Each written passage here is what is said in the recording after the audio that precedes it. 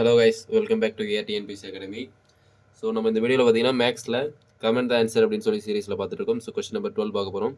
So question number 12 பொறுத்த வரைக்கும் ஒரு சதுரங்க பலகையில் உள்ள மொத்த சதுரங்களின் எண்ணிக்கையை காண்க அப்படின்னு சொல்லி கொஸ்டின் கேட்டிருக்காங்க. ஸோ நல்லா பாருங்கள், ஒரு சதுரங்க பலகையில் உள்ள மொத்த சதுரங்களின் எண்ணிக்கையை காண்க அப்படின்னு சொல்லிட்டு கேட்டிருக்காங்க.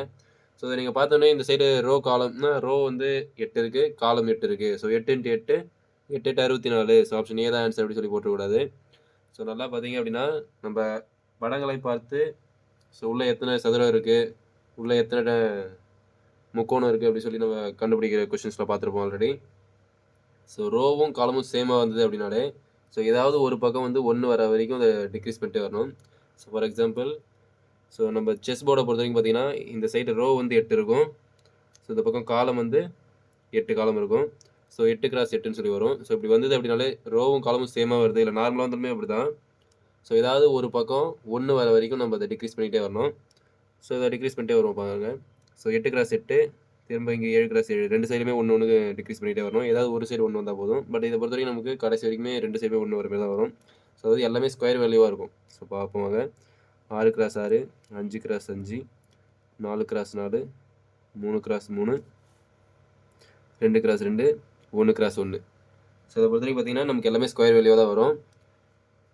ஸோ இதை நீங்கள் பார்த்தாலே தெரியும். ஸ்கொயர் வேல்யூ இருக்கும்போது 1 ஸ்கொயர் 2 ஸ்கொயர் 3 ஸ்கொயர் எல்லாத்தையுமே மல்டிப்ளை பண்ணி கூட்டிகிட்டா போதும். ஸோ அப்போ நம்ம என்ன வர்க்கங்களின், அதாவது இயல் எண்களின் வர்க்கங்களின் கூடுதல் காண்றதுக்கான ஃபார்முலா வந்து n × n+1 × 2n+1 / 6 அந்த ஃபார்முலாலையும் போடலாம். பட் நமக்கு ஸ்கொயர் வேல்யூ நல்லாவே தெரியும். ஸோ டிஎன்பிசி ஆஸ்பிரண்ட்டாக இருந்தீங்க அப்படின்னா மினிமம் ஒரு 30 ஸ்கொயர் வேல்யூ படித்து வச்சுக்கோங்க. ஸோ நீங்கள் டிஎன்யூஎஸ்ஆர்பி ஆஸ்பிரண்ட்டாக இருக்கீங்க அப்படின்னா மினிமம் ஒரு 50 ஸ்கொயர் வேல்யூ வரைக்கும் நான் வச்சுக்கோங்க.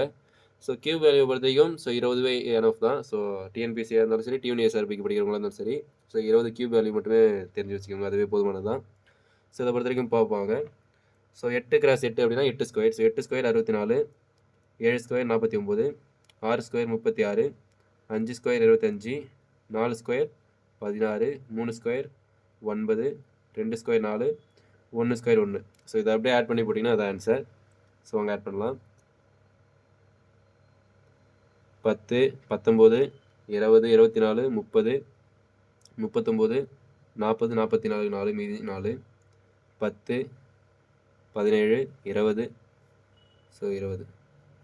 So option D 204 is the right answer.